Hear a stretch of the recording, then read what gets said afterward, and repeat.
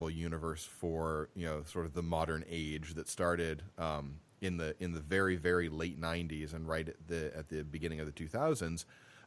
In the Avengers comic book of that line, which was called the Ultimates, the Chitauri was the name in that series that was given to the Skrulls. Okay.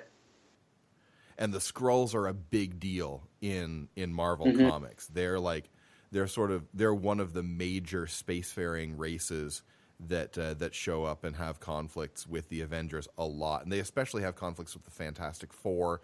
And so it was kind of cool. Like, I knew that they were called the Chitauri, and I had made that connection, and so I thought, okay, that's interesting. And then when it looked like they were just a bunch of space mooks, then I was like, okay, that's weird. Like, why would you even call them the Chitauri if they're not going to be related to the Skrulls? Yeah. So, and then like one of the hugest events in Marvel Comics of the past decade, and might be even more than that now. I don't remember when it actually came out. Was the Secret Invasion, when it turned out that Skrulls had been replacing the heroes of Earth for years. And they were all laying the groundwork for this, basically sort of this jihad that the Skrulls were going, because they had become convinced from their religious leaders that Earth was their birthright, that they had like a religious right to come and claim the Earth as their true, like, sort of promised land. So this is like total speculation now, but what we do know about the upcoming Captain Marvel movie that's going to be coming out next year. Which I know nothing about Captain Marvel, so this is going to be an interesting experience for me. Yeah, Captain Marvel gets real. There's a deep history and a deep lore for all of that, but the Skrulls, like the actual Skrulls, are going to be involved in that film.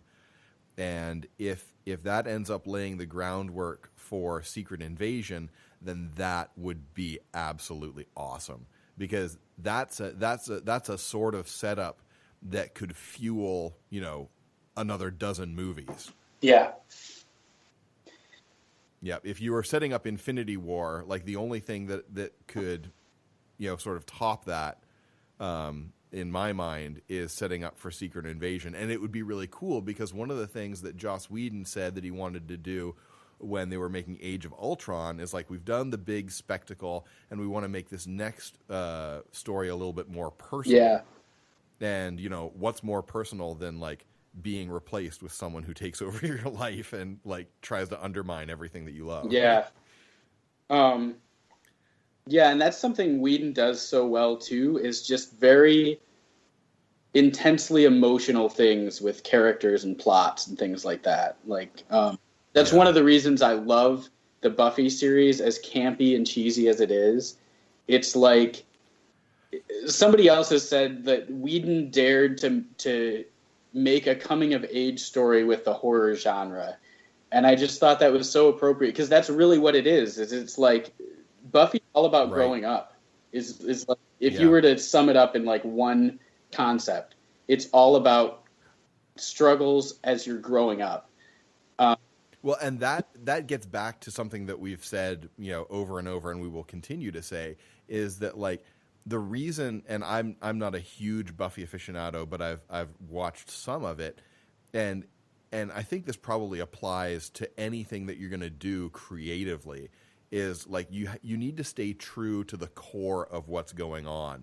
And if it's goofy, you got to just go with it. Yeah. And, like, there's goofy stuff in Buffy. I mean, they did a musical episode where, like, everyone was by magical means forced to be singing all the time. And so, but they just ran with it, and it's one of the best loved episodes in the whole series. Yeah. Whedon also said about that it took us 6 years to get the audience to a point where they would accept Buffy the musical. Right. All right. Well, we need to really bring this in for a landing. Okay. Another one of just, like, for me, the last thing that, like, highlights the genius of Joss Whedon is just one word: shawarma. Yeah, that's pretty funny. I did want to touch on one other theme. and that is when Loki says that humanity craves subjugation. And he's right. Like, this is what I love about Loki too, that even when Loki's wrong, he's right about something. Like, he's not one of those villains that is completely backwards. Like, he has reasons for doing what he does, and he has good reasons for thinking the way that he does. Even though... Yeah, he's not a stupid villain, that's for sure. And he's right about humanity craving subjugation. And it reminds me of basically Paul setting up the dichotomy of you're either going to be a slave to sin or a slave to Christ. Like, it's just part of and that's part of a tragedy too of the human condition, right? Is that for whatever reason, and I think originally it was intended to be a good thing, right? We need our creator to survive. So essentially we're going to be subjugated, but in a very free way, Exactly. But you can see that throughout history, and I think, that's another like big theme, like sort of true to the story of humanity is what makes Whedon's stuff so appealing to us, is that it stays true to us as humanity, and we can connect with that.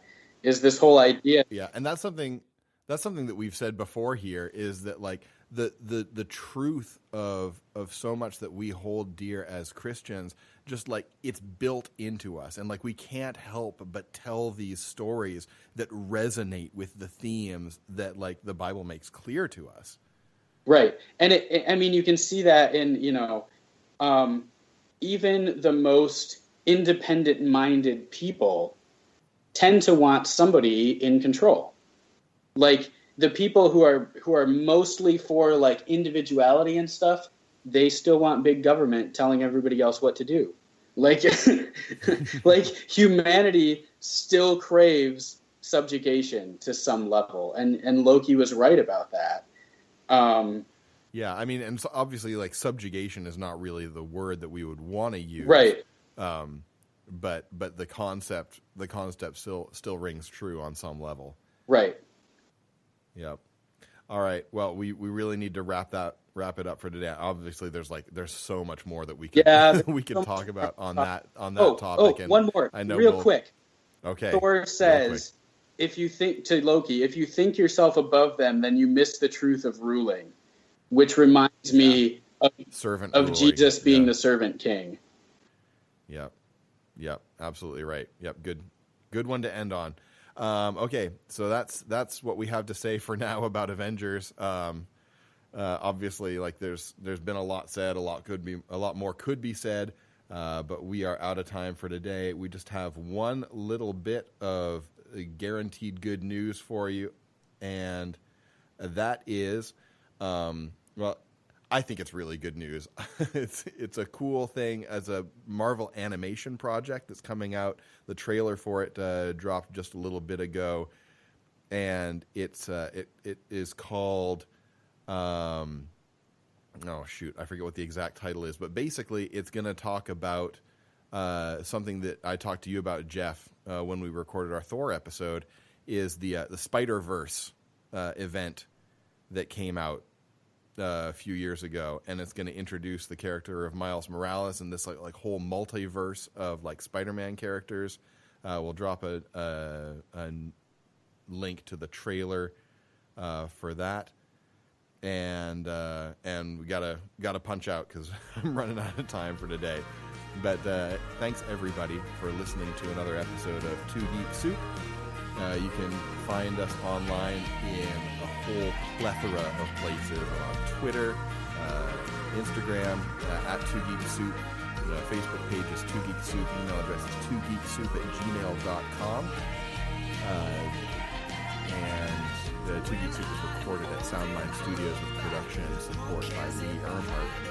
And even though it probably means that I am the crabby lunch lady, this podcast is a proud member of the More Than One Lesson faculty.